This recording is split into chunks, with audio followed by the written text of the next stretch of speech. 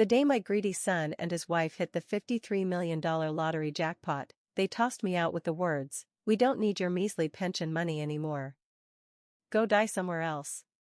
They turned ghost pale when I chuckled and said, "Sweetheart, did you even bother to check whose name is on that ticket? If you're watching this, make sure to subscribe and tell me where you're tuning in from."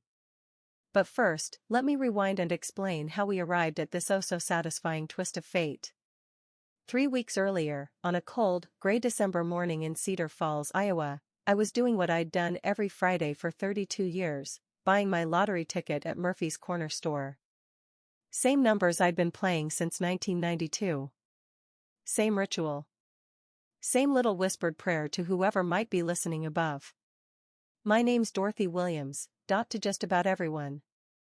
I'm 67, widowed for 2 years now, and living in what my daughter-in-law Ashley likes to call the guest room. Though, let's be real. Guests aren't usually expected to hand over their full Social Security check every month as rent. "Morning, Mrs. Williams," called Jimmy Murphy from behind the counter. At 25, he still remembered when I used to bring Marcus in for penny candy. The usual? You know it. I passed him my $5 and watched him print my ticket. The numbers, 7, 14, 23, 31, 45, with Powerball 18, weren't random. They told my life story. 7 for the day I married Harold.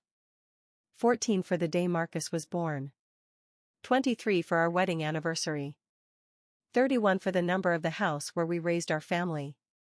45 for the years Harold and I shared together. 18 for Marcus's age when he graduated high school, so full of potential back then. I never imagined those numbers would turn into my weapon of justice. "Cross your fingers for me, Jimmy," I said, tucking the ticket into my purse. "Always do, Mrs. Williams. You're due for some luck." If only he knew how right he was. Walking home in the December chill, I passed the house Harold and I had cherished for 43 years. The new owners had painted it yellow. Harold would have hated that. He always said, "Our white house with black shutters looks dignified, like the kind of place where decent people raise their kids with values." The bitter irony? I was now living with the very child I raised in that house, and he treated me like excess baggage. Ashley's shiny BMW sat in the driveway when I reached what I was supposed to call home now. Through the kitchen window, I spotted her pacing with her phone, no doubt gossiping with her sister about their next luxury trip, or grumbling about the burden of housing Marcus's ancient mother. I let myself in through the back door, hung my coat on the same hook where Marcus once left his Little League jersey, and Harold his work shirts. Back when a family home was a place where people belonged. "That you?" Ashley's voice carried that sharp little edge it always got when she was irritated, which was most of the time these days. "Just me," I called back, though what I wanted to say was, "Sorry for breathing in your precious house." But I bit my tongue. Over these last 2 years, I'd learned survival often meant keeping quiet and holding on to your dignity, even when both felt harder and harder to hang on to. The truth is, everything changed the day Harold died, though I didn't see it right away. Grief blinds you to the vultures circling overhead, especially when one of them turns out to be your own son. Harold's funeral was a Tuesday in December 2022. 45 years of marriage, summed up in a 90-minute service and a lunch of store-bought sandwiches. Marcus gave a sweet eulogy, talking about what a provider and family man his father had been. Ashley dabbed at her eyes at all the right moments, though I've never seen her shed real tears over anything except a declined credit card. "Mom, you can't stay in that big old house alone," Marcus told me as we drove back from the cemetery. "It just isn't practical." I stared out the window at the frozen fields, remembering how Harold and I had once driven this very road while courting. He'd hold my hand and dream aloud about the home we'd buy, the children we'd raise, the life we'd build together. Back then, practical had never been part of the conversation. "I've managed just fine for 65 years, I replied. "I think I can handle a few more." But Ashley chimed in from the front seat, "The upkeep, the lawn care, the snow shoveling. At your age, those things are dangerous. What if you fall?" What if nobody finds you for days? Her voice dripped with concern so convincing I almost believed her. Besides, Marcus added, we have plenty of space. The guest room's just sitting there. And you could help with the grandkids when they visit. Help with the grandkids. That should have been my first warning. Marcus and Ashley's house was a sprawling colonial in the newer part of town, complete with a 3-car garage and a kitchen island bigger than my first apartment. They'd bought it 5 years earlier, stretching their budget to what Ashley proudly called the absolute limit, and what I quietly suspected was well beyond their means. But what did I know? I was just a widow with a paid-off house and 45 years of careful savings Harold had tucked away. The guest room they gave me was pleasant enough.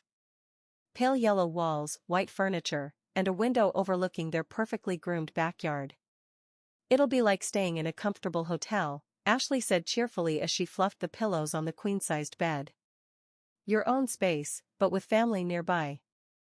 The first month was actually peaceful. I cooked dinner most nights, kept the house tidy without being asked, and slipped off to my room whenever Marcus and Ashley wanted their privacy. They seemed appreciative, though I noticed they never offered to cover groceries or utilities, despite my Social Security check already going toward what Ashley politely called household expenses. By the second month, the favors began trickling in. Could you watch Emma and Jake this weekend? Marcus and I need some couple time. Would you mind picking up the dry cleaning? You're already going to the store. Can you wait for the cable guy? We'll both be at work. Little by little, I was being reshaped from guest into unpaid staff. Still, I told myself it was temporary, just until the grief wasn't so sharp, just until I found my footing again, just until I felt strong enough to live alone. I should have listened to Harold's voice in my head. The one that always said, Dorothy, when people show you who they are the first time, believe them. By summer, the cracks began to show. Ashley's requests became demands, while Marcus had a remarkable talent for disappearing whenever tension arose. We need to talk about finances, Ashley announced one morning over coffee. She spread papers across the kitchen table like she was running a corporate board meeting, which, in her mind, I suppose she was. What kind of arrangement? I asked, though my stomach was already sinking. Living expenses. Your share of utilities, food, household maintenance. It's only fair that you contribute proportionally to what you use. That word, proportionally, should have been my second clue. Ashley had a degree in business administration, and she loved slipping corporate jargon into personal conversations to make them sound official and unavoidable. She slid a sheet toward me. An itemized breakdown of monthly costs with my share neatly highlighted in yellow. $800 for rent on the guest room. $200 for utilities. $300 for groceries and supplies. A total of $1,300. Conveniently, exactly $50 less than my monthly Social Security check. This seems high, I said carefully. I'm only one person, and I'm out at the senior center for hours every day. But you're still using the kitchen, the laundry, the bathrooms, Ashley countered smoothly. And when Emma and Jake come, you're here all weekend, which adds to our expenses significantly. Emma and Jake, Marcus's children from his first marriage, were 8 and 10, full of questions and joy. I adored their visits. They reminded me of why being a grandmother was supposed to be one of life's great gifts. Ashley, of course, saw things differently. One afternoon, she complained to her sister on the phone, not realizing I could hear her from the laundry room, "It's exhausting having the kids here every other weekend. And now with Dot too, it feels like I'm running a boarding house." In the end, I signed her so-called financial agreement. What choice did I have? Finding an apartment at my age with only $50 left over for personal expenses was impossible. Marcus, at least, seemed concerned, reassuring me, "This is just temporary, Mom. We'll figure out a long-term plan that works for everyone." But the long-term plan, as it turned out, was me fading further into the background while becoming increasingly useful. By fall, I was handling nearly all the shopping, most of the cooking, and every bit of the cleaning. When Emma and Jake visited, I became their main caretaker while Marcus and Ashley escaped for date nights or weekend getaways. When Ashley entertained her friends, I was expected to serve drinks and appetizers, then vanish upstairs so the adults could enjoy their sophisticated conversations. The breaking point came one night in November, during one of Ashley's elegant dinner parties. I had spent the afternoon preparing appetizers and scrubbing the house, then passed drinks around to Ashley's guests with a smile that felt glued onto my face. As I was gathering empty glasses from the living room, I overheard Ashley chatting with her friend Jennifer. "It's actually worked out perfectly," Ashley was saying. Dot handles all the chores, watches the kids whenever they're here, and her social security covers most of her costs. "It's like having live-in help, except she pays us for the privilege." Jennifer laughed. That's brilliant. You should write a book, How to Monetize Your Mother-in-Law. I stood frozen with a tray full of dirty glasses, listening to my life being discussed like some clever money-making scheme. And in that moment, something hardened inside me. This wasn't temporary housing during a difficult season. This wasn't family pulling together. This was exploitation, plain and simple. But I didn't say a word that night. I carried the glasses into the kitchen, loaded the dishwasher, and quietly went upstairs to my room. After all, I still had one thing to look forward to, my weekly lottery ticket. And sometimes, if you're patient, the universe has a way of settling its own accounts. December arrived with an early blizzard, and Ashley's big announcement. They were converting the basement into a mother-in-law suite for me. She presented it as though it were a luxury upgrade, complete with a little kitchenette and a private entrance. "You'll have so much more privacy," she explained, spreading blueprints across the dining room table. "Your own space, your own door, almost like an apartment." The basement. They wanted to move me to the basement. Marcus hovered nearby, visibly uneasy but supportive. "The contractor says it'll be finished by spring. With your own kitchenette, you won't need the main kitchen as much." Translation: they wanted me out of sight. Out of their way. Eliminating even the smallest inconvenience of sharing space with the guest who paid them $1,300 a month. "And what if I don't want to move downstairs?" I asked. Ashley's smile tightened. "Well, we've been considering that, too. This arrangement has been working fine, but Marcus and I feel we need our space back as a couple. The basement would give you independence while keeping us close." "And if I'd rather find somewhere else to live?" I pressed. The silence was sharp. Finally, Marcus cleared his throat. "Mom, your family. We've gotten used to having you here. But if you wanted to explore other options, we'd understand." Other options. At my age, with only $50 a month left after their expenses, my options were limited to subsidized senior housing with a 2-year wait list, or a rundown studio in the roughest part of town. They knew it. They had me trapped. That Friday, I walked to Murphy's Corner store with more determination than usual. Snow fell steadily, coating the sidewalks in slick ice that made every step dangerous. But I no longer cared about dangerous. My whole life had become dangerous in its own quiet way. "Rough weather for walking, Mrs. Williams," Jimmy called as I stomped the snow off my boots. "I've walked through worse," I answered, pulling a $5 bill from my purse. "Same numbers as always." As Jimmy printed my ticket, I thought about those numbers differently this time. 7, for the day I married Harold, back when I still believed in happy endings. 14, for the day Marcus was born, when I thought I was raising a man who would honor and protect his family. 23, for our wedding anniversary, celebrating decades of loyalty and love. Maybe now it was time for those numbers to mean something new. I tucked the ticket into my wallet, right behind Harold's old driver's license I still couldn't bring myself to throw away. "Cross your fingers for me, Jimmy," I said, as always. "Always do, Mrs. Williams. This could be your week." On the walk home, I passed a group of teenagers sledding behind the elementary school. Their laughter echoed across the frozen hill, pure joy, untouched by calculation or cruelty. I remembered Marcus at that age, how he'd spend hours building snow forts and refuse to come in even when his clothes were soaked through and his lips were blue. Where had that boy gone? When had he become the kind of man who could look his mother in the eye and explain how moving her to the basement was for her own good? Back at the house, Ashley was in the kitchen, phone pressed to her ear. "Yes, we need the cheapest options for everything," she was saying to the contractor. "It doesn't have to be fancy, it's just for one elderly person." Just for one elderly person. That was who I had become in my son's house. Not Dorothy Williams, who had raised 2 children, buried a husband, and weathered 67 years of life's joys and heartbreaks. No.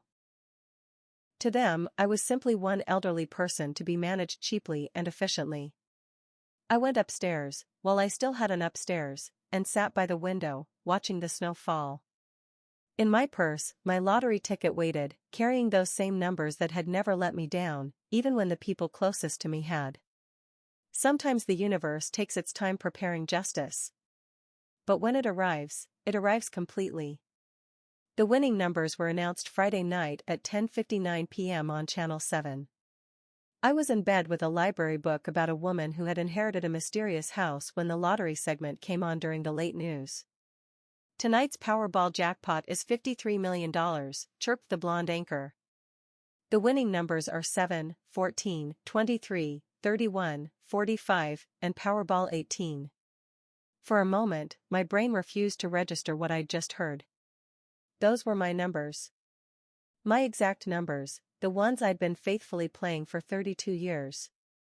I scrambled for the remote, rewinding the DVR to hear it again. 7, 14, 23, 31, 45. And Powerball 18. My hand shook as I reached for my purse, fumbling with stiff fingers until I pulled out my ticket. There it was in black and white, 7, 14, 23, 31, 45, PB 18. $53 million. I sat staring at the slip of paper, waiting for the truth to settle in. After 3 decades of hope and $5 wagers, I had finally won. Not just a win, a life-changing windfall. My first instinct was to rush downstairs, to tell Marcus and Ashley, to share the news with family. To celebrate together. But then I remembered where I was, and why. Paying them $1,300 a month for the privilege of cooking, cleaning, babysitting, soon to be relegated to the basement because I was no longer convenient. Maybe this was something I should keep to myself for now, until I figured out what $53 million really meant for me. I slipped the ticket back into my wallet, turned off the TV, and lay in the dark for hours, sleepless but quietly building the beginnings of a plan. By morning, chaos returned as usual. Emma and Jake were over for the weekend, which meant Ashley vanished to her nail appointment while I wrangled breakfast, entertainment, and general childcare. "Morning, Dot," she said breezily, already in yoga gear. "I'm off to class, then the salon." "You've got the kids, right?" "Of course," I replied, as always. Marcus was holed up in his office, plowing through emails before his golf game. The kids were in their pajamas, squabbling over the TV remote. Just another Saturday. And then, in the middle of the ordinary, everything shifted. Ashley decided to tidy the kitchen, which included digging through my purse for the grocery coupons I'd clipped earlier. "Dot, where did you put those cereal coupons?" she called, rifling through my things. "Check the side pocket," I answered, too busy breaking up the kids' argument to look up. "Found them. And, oh my goodness. What is this?" Something in her tone made me turn. She was standing by the counter, pale as a ghost, holding my lottery ticket. "Did you buy this?" she stammered. My stomach dropped, but I kept my face steady. "I buy one every week. Same numbers for 32 years. Ashley's eyes widened as though she were holding radioactive waste. "Dot. Do you know what the winning numbers were last night?" Before I could answer, she had her phone out, frantically searching. "Oh my God. Oh my God, Marcus." Her shriek brought Marcus running, golf shirt half-buttoned, hair still tousled. "What happened?" Is someone hurt? The ticket. Ashley shoved it at him, hands trembling. Look at the numbers. Look at last night's drawing. He frowned, comparing the ticket to her phone screen. His frown deepened. The kitchen went silent, broken only by Emma asking if anyone was going to make pancakes. Finally, Marcus looked up, his expression unreadable. Mom, do you understand what this means? I understood perfectly. The question was whether they did. The next hour spun into chaos. I stayed seated at the table, watching as if it were someone else's life on display. Ashley paced the kitchen, phone glued to her ear, calling everyone in her contacts. 53 million. Yes, million. We won. We won the lottery. That was telling. We. Marcus clutched the ticket like a forensic examiner, comparing it to his phone over and over. This is real, he kept muttering. This is actually real. Emma and Jake, sensing something monumental, abandoned their squabble and stood wide-eyed in the doorway. Are we rich now? Emma asked. We're very rich, sweetheart, Ashley replied, scooping her up and spinning her in a dizzy circle. We'll never have to worry about money again. I thought of Harold, and what he'd say. Probably something dry about chickens counting themselves before they hatched. He had always warned against celebrating before you knew the full picture. Mom, Marcus said at last, still gripping the ticket. We need to call a lawyer, a financial advisor, probably an accountant too. There'll be taxes, claim procedures, and we should probably tell the contractor to upgrade the basement plans. Ashley cut in immediately. I mean, if we're millionaires now, we don't have to go with the cheapest options anymore, Ashley said, practically glowing with excitement. The basement again. Even in the middle of what they thought was a life-altering windfall, they were still plotting to shove me into the basement. Actually, Ashley continued, her voice taking on that particular problem-solving tone she always used, we should probably think bigger than the basement. With this kind of money, we could buy a larger house, something with a proper mother-in-law wing. Or, her tone brightened, we could look into one of those upscale senior communities for expensive ones, with activities, medical care, everything. Ah, there it was. Money as a tool to evict me more elegantly. Marcus nodded eagerly. That's a great idea, Mom. You'd probably be happier with people your own age, right? And now we can afford one of the really nice places. I watched them plan my future, using money they assumed was theirs to solve a problem they had created by treating me like a nuisance. The irony almost made me laugh. There's just one little detail we need to address, I said softly. Both of them turned, expectant and slightly impatient, like adults waiting for a child to stop interrupting. The lottery ticket, I continued, calm and measured, is in my name. The silence that followed wasn't the stunned silence of surprising good news. This was the horrified silence of people realizing they'd made a colossal misjudgment. What do you mean? Ashley asked slowly. I held out my hand. After a pause, Marcus placed the ticket in my palm. I mean, I said, staring at the familiar numbers that had just shifted from hope to power, I bought this ticket with my own money, from my own purse, using numbers I played for 32 years. That makes it mine. Ashley's face went through a kaleidoscope of colors. But you live here. We're family. That money, it changes everything, for all of us. No, I said, standing from the kitchen table with a dignity I hadn't felt in 2 years. It changes everything for me. The look of dawning comprehension on their faces is something I knew I'd treasure forever. Their unpaid housekeeper, their soon-to-be basement dweller, their convenient monthly rent source had just become independently wealthy. And they were about to learn that $53 million buys more than a house. It buys freedom. It buys justice.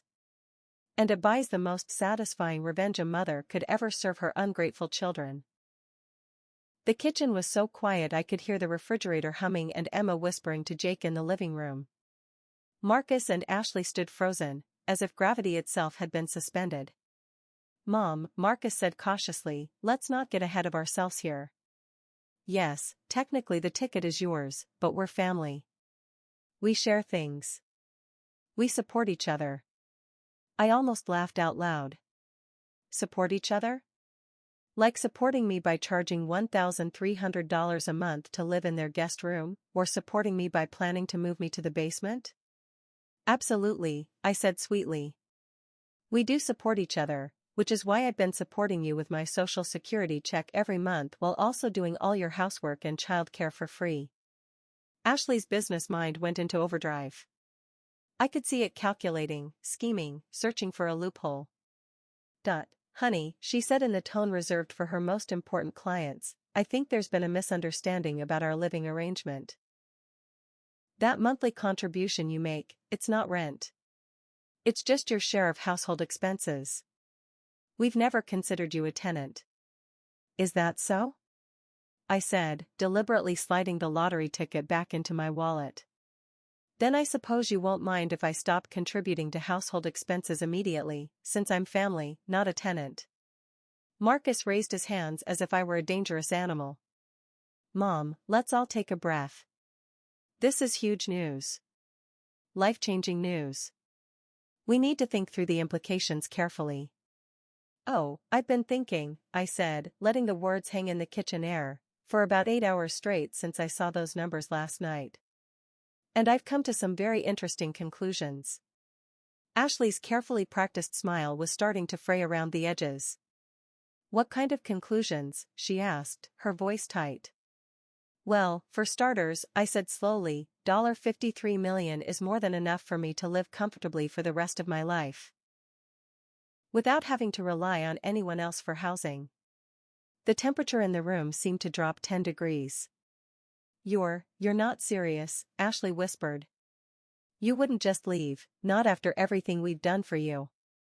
Everything they'd done for me. Like taking my money every month while treating me like unpaid staff. Like planning to shove me into the basement because my presence was inconvenient.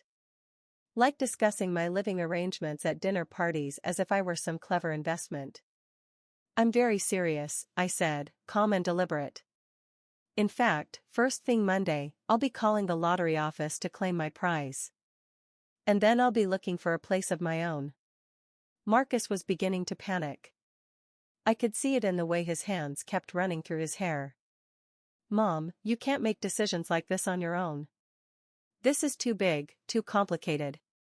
You need help managing this money. From who? I asked. From you? From us? We're your family. I looked at my son. Really looked. And saw a stranger. When had Marcus become someone who assumed I was too incompetent to make my own decisions? When had he decided that being his mother meant he had any rights over my choices? Marcus, I said quietly, do you know what your father made me promise when he was dying? Both of them froze. He made me promise I wouldn't let anyone take advantage of my kindness. Especially family, he said, because people would assume I was too polite, too weak, or too afraid to stand up for myself. The silence stretched until Ashley finally cleared her throat. I think you're overreacting. This was just a miscommunication. Am I? I asked. I reached into my purse and pulled out a small notebook. Let me share some numbers with you. Over the past year, I've paid $15,600 toward household expenses. I provided roughly 1,200 hours of unpaid childcare. I've done about 800 loads of laundry, cooked approximately 300 meals, and cleaned this house from top to bottom every single week. Ashley's face grew redder with each number. In return, I continued, you've given me a guest room you plan to relocate to the basement, and the privilege of listening to you discuss my living arrangements as entertainment at your dinner parties. That's not fair.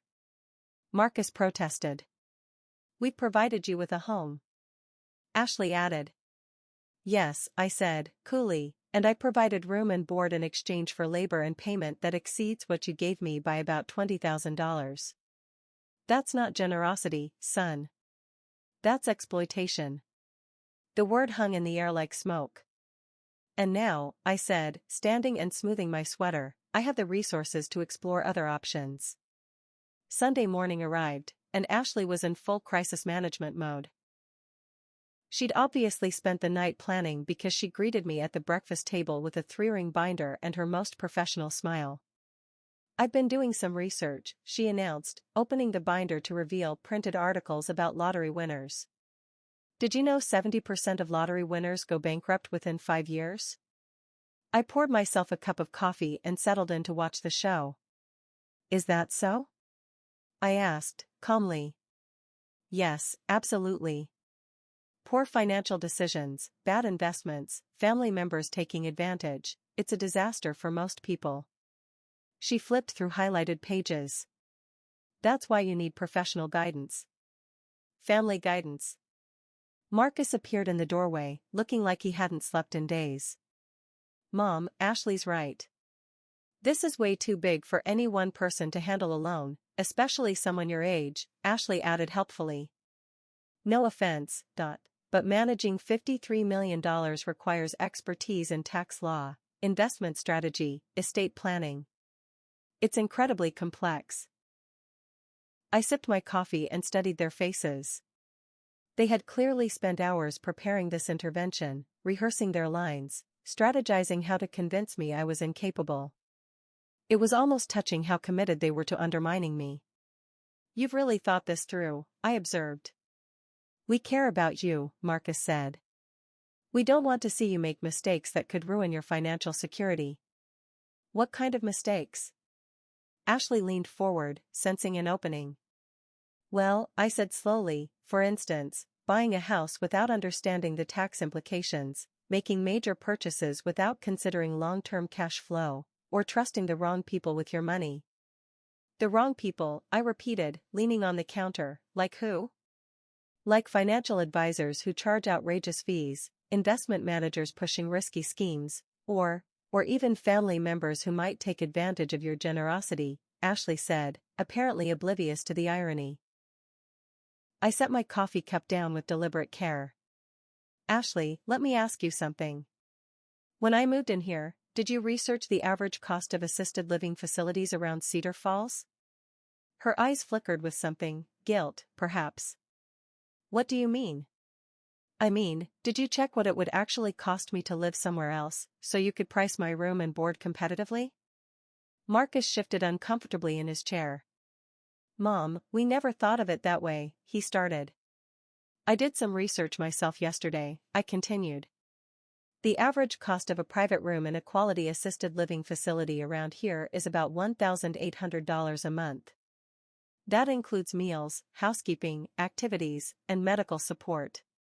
Ashley went silent. "You've been charging me $1,300 for a guest room and the privilege of doing my own housework, cooking, and childcare. That's not family helping family.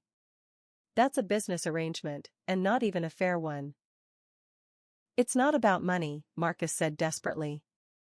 "It's about family, about staying together." "Is it?" I thought. "Then why were you planning to move me to the basement?" Neither of them had an answer. I closed Ashley's binder and slid it back across the table. "I appreciate your concern about lottery winners going bankrupt, but I think you're worrying about the wrong person making poor financial decisions." Ashley's professional composure began to crack. "What's that supposed to mean?" "It means," I said, standing up and smoothing my sweater, "that over the past year, I've been subsidizing your lifestyle to the tune of about $20,000. Meanwhile, you've been planning home renovations, taking vacations, buying new furniture, and charging your elderly mother-in-law market-rate rent for substandard accommodations." Marcus looked genuinely puzzled. "Substandard? Mom?" "This is a nice house," I said evenly, "with no privacy, no independence, and a landlord who treats me like domestic help. But that's all about to change." "Where are you going?" Ashley asked sharply. "To call my lawyer." The panic that crossed both their faces was one I knew I'd remember for a long, long time. By Monday afternoon, the news of my lottery win had spread through Cedar Falls like wildfire. Jimmy Murphy had apparently connected the dots when he saw the winning numbers, and by noon, 3 news vans were parked outside Marcus and Ashley's house. From my bedroom window, I watched reporters knocking on the door, eager for interviews with the mysterious new millionaire. Ashley answered the door herself, hair perfect, smile at its brightest, clearly angling to be part of the coverage. "Mrs. Williams is resting and not available for comment," she told a Channel 7 reporter. "But as her family, we are just thrilled by this blessing in all our lives." All our lives. That phrase was clearly becoming her favorite. My phone had been ringing non-stop since 10 a.m. Old friends from church, former coworkers, even my cousin Patricia from Minnesota. Everyone wanted to congratulate me and, inevitably, ask what I planned to do with the money. What I planned to do was meet with David Richardson, the lawyer Harold and I had used for our wills and estate planning. He was expecting me at 2 o'clock, and I was looking forward to the conversation. "You can't leave the house right now," Ashley intercepted me as I headed for the front door with purse and keys. "There are reporters everywhere. They'll mob you." "I have an appointment," I said calmly. "Can't it wait?" she pressed. "At least until the media attention dies down?" Marcus appeared beside her, both of them blocking my path like overprotective bodyguards. "No, it can't wait," Marcus said. "Mom, be reasonable. You're not equipped to handle this media circus. Let us help you navigate it."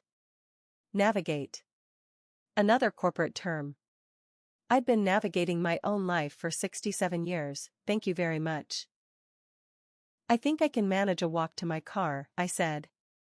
When I opened the front door, I understood their concern. Reporters were everywhere, microphones and cameras at the ready. The moment they saw me, they surged forward like excited puppies. "Mrs. Williams, how does it feel to win $53 million? What are you planning to do with the money? Is it true you've been playing the same numbers for over 30 years? I paused on the front step, looking out at the sea of expectant faces. Behind me, Marcus and Ashley hovered, probably hoping I'd retreat into the house, where they could continue their campaign to control my fortune. Instead, I straightened my shoulders and walked down the steps with every ounce of dignity I could muster. "I'm very grateful for this blessing," I told the reporters, stopping beside my car. "As for what I plan to do with the money, I'm going to use it to live independently and make my own choices for the first time in 2 years." "What do you mean by that, Mrs. Williams?" one reporter asked. I looked back at the house, at Marcus and Ashley framed in the doorway, and something settled inside me, clarity, strength, long overdue honesty. "I mean," I said, "sometimes in life you discover the people you trust most have been taking advantage of your kindness. And sometimes, the universe gives you the means to do something about it." The reporters pressed closer. "Can you elaborate?" "I've been living with my son and daughter-in-law for the past 2 years, paying $1,300 a month in rent while providing unpaid domestic and childcare services. They planned to move me to the basement because my presence had become inconvenient. Now that I have the means to live independently, I'll be finding my own place, somewhere I can visit my son as a guest, not as a paying tenant in his home." "Are you saying your own family was taking advantage of you financially?" the reporter asked. I looked straight into the nearest camera, thinking about the other elderly people who might be watching, people in similar situations, trapped by those they trusted most. "I'm saying that family should be about love and respect, not business deals," I replied firmly. "And I'm saying it's never too late to stand up for yourself, no matter your age." The questions came faster after that, but I'd said what needed to be said. I slid into my car and drove away, leaving Marcus and Ashley to wrestle with the media storm I'd unleashed. In my rearview mirror, I saw Ashley flailing, probably spinning some story about family misunderstandings. But the truth was already out there, spreading across 3 counties, and I was just getting started. David Richardson's law office was a welcome refuge from the chaos. At 75, David had the calm, methodical demeanor that comes from 40 years of helping people navigate life's complications. "Dorothy," he said, rising from behind his desk with a warm smile, "congratulations. Harold would be so proud." Thank you, I said, settling into the familiar leather chair where Harold and I had spent countless hours discussing wills, insurance, and the practicalities of a shared life. I saw the news coverage, David continued, his expression turning serious. Quite a statement you made to those reporters. Was it too much? Not at all, I said. Sometimes the truth needs to be spoken plainly. He opened a folder and pulled out a yellow legal pad. Now, let's talk about protecting your interests. Have you claimed the prize yet? I'm planning to drive to Des Moines tomorrow to meet with the lottery officials. Good. I'd recommend the annuity rather than the lump sum for tax purposes. We'll also need to set up some trusts, and possibly a charitable foundation if philanthropy interests you. We spent the next hour discussing financial strategy, taxes, and estate planning. David explained everything in plain language, never once suggesting the decisions were beyond my understanding. Then he paused, his expression shifting. Dorothy, there's something I need to tell you. Harold made me promise to keep it confidential unless certain circumstances arose. My stomach tightened. What kind of circumstances? If your family ever tried to take advantage of you financially, David said, pulling out another thick folder of documents. Harold knew more about Marcus and Ashley's finances than you realized. What do you mean? He knew they were living beyond their means. He suspected they were planning to have you move in after his death, not out of love, but out of financial necessity. The room seemed to tilt sideways. Harold knew. He hired a private investigator about 6 months before he died. He wanted to protect you. David laid out a folder filled with numbers, credit card debt, car loans, and underwater mortgage. Columns of figures painting a picture of reckless spending and desperation. Harold wanted you to have this if you ever needed it to protect yourself, David said. He also wanted you to know about the insurance policy. What insurance policy? David's smile was sad but proud. The one he took out specifically to ensure you'd have resources if Marcus and Ashley became a problem, $500,000, paid directly into a trust in your name. It's been sitting there earning interest for 2 years, waiting for you. $500,000. I whispered. He knew. He knew this would happen. He loved you enough to prepare for it, David said gently, closing the folder. Now the question is, what do you want to do with this information? I thought of Marcus blocking my path that morning, insisting he only wanted to help. I thought of Ashley, binders in hand, lecturing me about lottery winners going bankrupt while she bled me dry for 2 years. I thought of Harold, who had fought not just cancer, but to protect me from our own son. David, I said finally, I want to have a family meeting. Tonight. I want Marcus and Ashley to understand exactly what their financial situation looks like, and exactly how much their mother-in-law knows. Are you sure? He asked. Once you reveal this, there's no going back. I stood, feeling stronger and more determined than I had in years. David, I've spent 2 years being treated like a convenient source of income by people who were supposed to love me. My husband saw this coming and tried to protect me. It's time Marcus and Ashley learn what happens when they underestimate a Williams woman. The look of pride in David's eyes told me everything I needed to know. Harold would indeed be proud. The family meeting was set for 7 p.m. I had spent the afternoon preparing with David's guidance, organizing documents, and rehearsing exactly what I needed to say. Marcus and Ashley believed they were coming to discuss my emotional outburst with the reporters and strategize how to manage the media attention. They had no idea they were walking straight into a reckoning. Ashley arrived first, armed with printed articles about lottery winners who had been swindled by family members and a laptop full of spreadsheets showing how they could properly manage my windfall. Marcus followed with a bottle of wine and his most conciliatory expression. Mom, about what you said to those reporters, Marcus began as we all settled into the living room, we understand you were overwhelmed. I wasn't overwhelmed, I interrupted calmly. I was finally speaking the truth. Ashley opened her laptop with a practiced flourish. We've prepared a comprehensive financial plan that addresses all your concerns while ensuring your long-term security. I reached for the folder David had given me. Before we discuss my financial security, I said, placing the first document on the coffee table, let's discuss yours. Marcus glanced down, and the color drained from his face. What is this? Ashley asked, though her tone suggested she already knew. It's a complete financial profile of your household, compiled by a private investigator your father hired before he died, I said evenly. He was concerned about what might happen to me after his death, so he investigated your circumstances. Marcus stared at the papers as if they might catch fire. Dad hired an investigator to spy on us, to protect you? I pulled out another document. You owe $47,000 in credit card debt across 6 cards. Your mortgage is underwater by $32,000. You have 2 car loans totaling $18,000. And Ashley, your business has been operating at a loss for 8 months. Ashley's professional composure finally cracked. How dare you invade our privacy, just like you assumed I was too incompetent to manage a lottery ticket I bought with my own money. I kept my voice calm, conversational. For 2 years, you've used my Social Security to service your debts while positioning me as a grateful dependent. Marcus, speak all you want, but this is not about mistakes. This is exploitation. Marcus spluttered. Mom, everyone has financial challenges.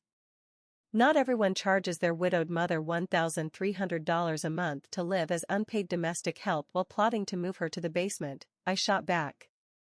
I laid another document on the table. This is a breakdown of what my living situation has actually cost me versus what it would cost to live independently. You've been overcharging me by about $600 a month while extracting $1,500 worth of unpaid labor monthly. Silence. That's over $25,000 a year from me, $50,000 over 2 years, I continued. And while you were planning to isolate me in your basement, Ashley was crying now, but I could see it was the kind of tears people shed when caught, not when they feel remorse. We never meant for it to be like that, Marcus stammered. We needed help, and you were family, and you were too grateful to notice. I stood, feeling lighter than I had in months. Your father knew. He saw through both of you and ensured I'd have the resources to protect myself when I finally realized what was happening. I placed the final document on the table.